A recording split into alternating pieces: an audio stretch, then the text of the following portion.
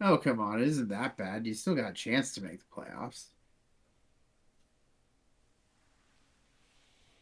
Does it really look like I want to make the playoffs?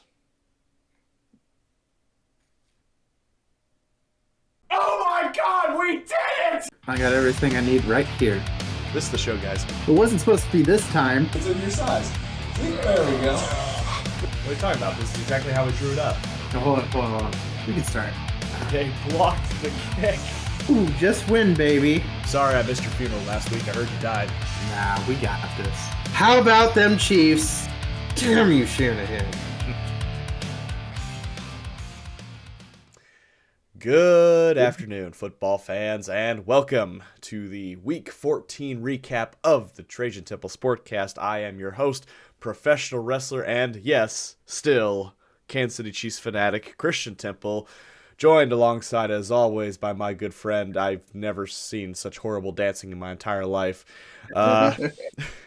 But I suppose when you have an over 500 record, you have the right to dance, I suppose. So, but there's a lot of dancing currently on my grave right now. I know we're not dead yet, technically, but boy, they're getting ready to pull the plug any moment now, it seems like.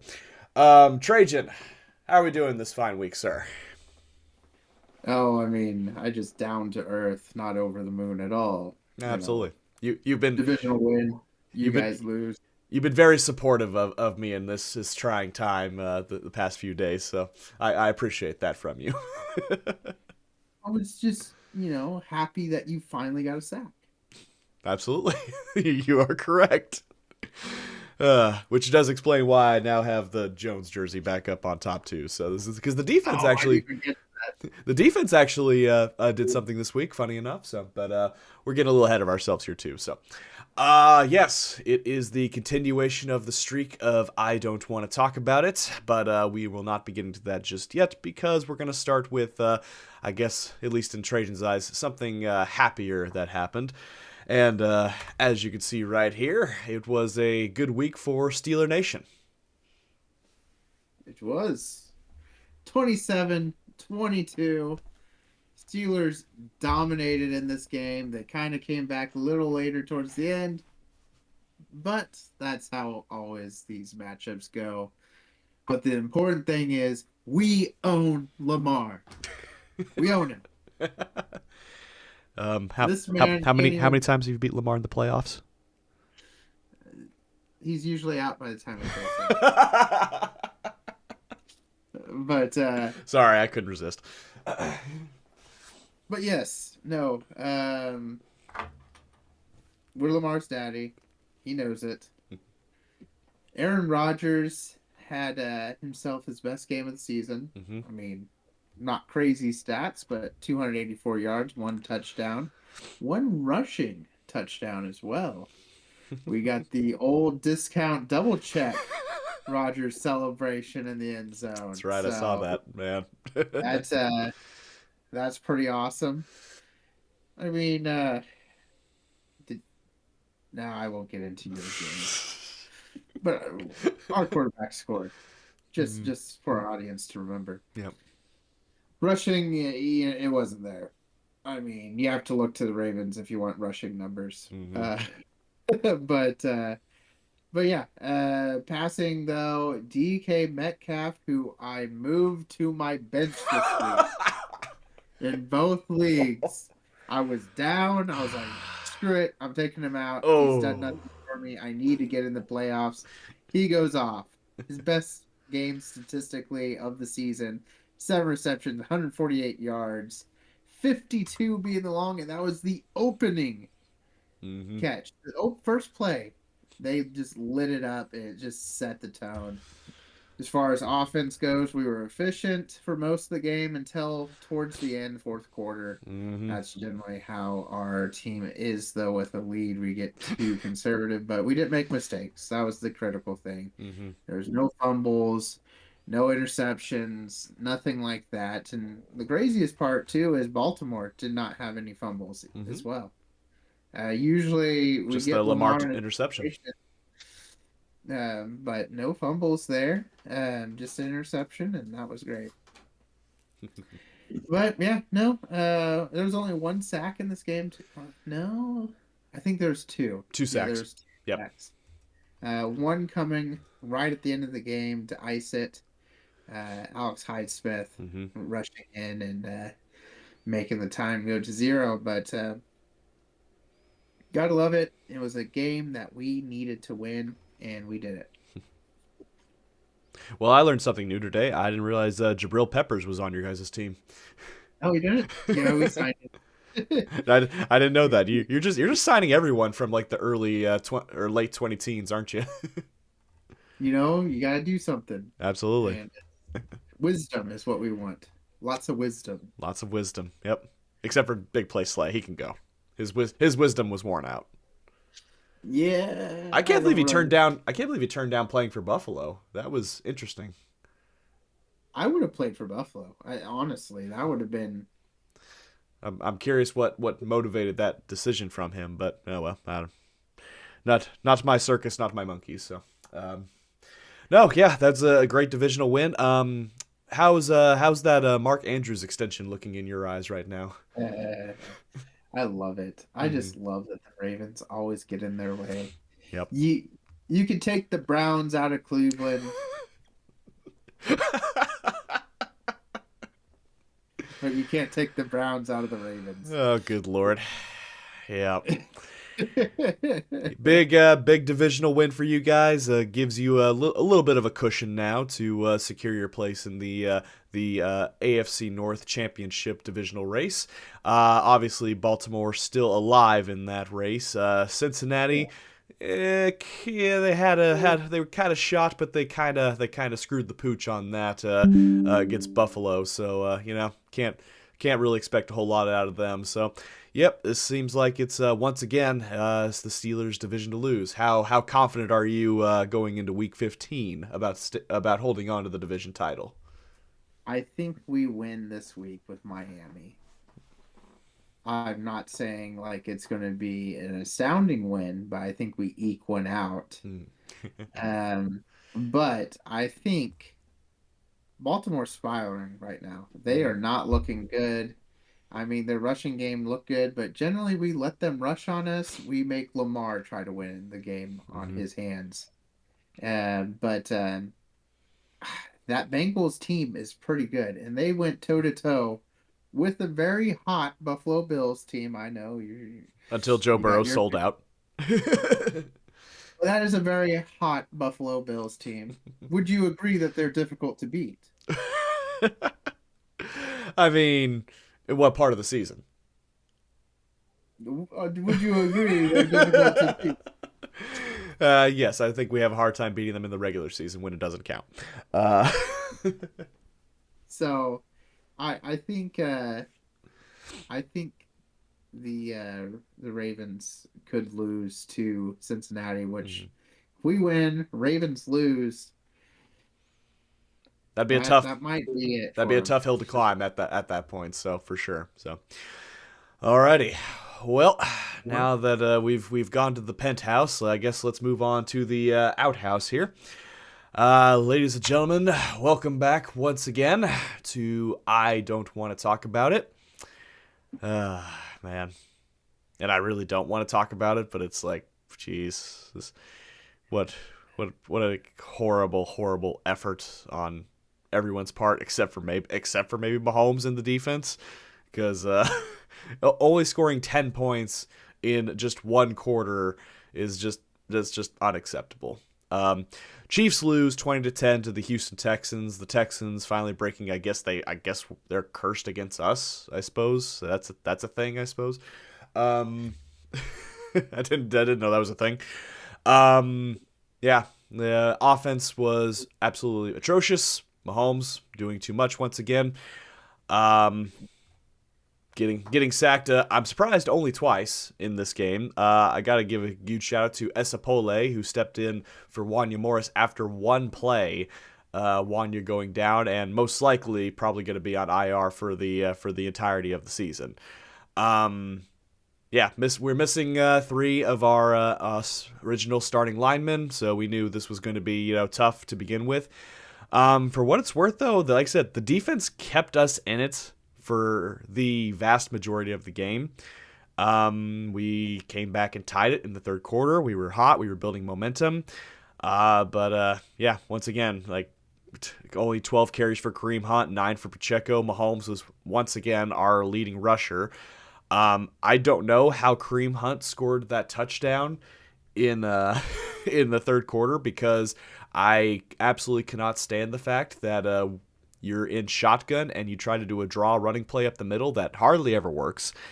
And he should have been tackled behind the line of scrimmage, but through sheer force of will, he got the one and only touchdown in the game for us.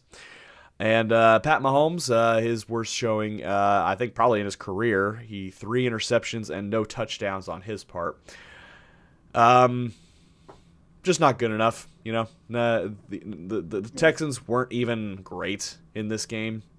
Woody Marks got the ball 26 times, and we held him to only 68 yards, which usually when we do that, we're winning games because our defense is stepping up and our offense can go take care of business. Nico Collins was the top receiver with 4 receptions for 121 yards.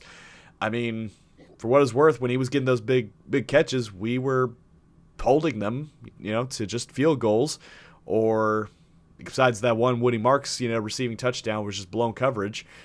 Our defense was keeping us in the game. Offense just absolutely fell apart. The drops, unacceptable.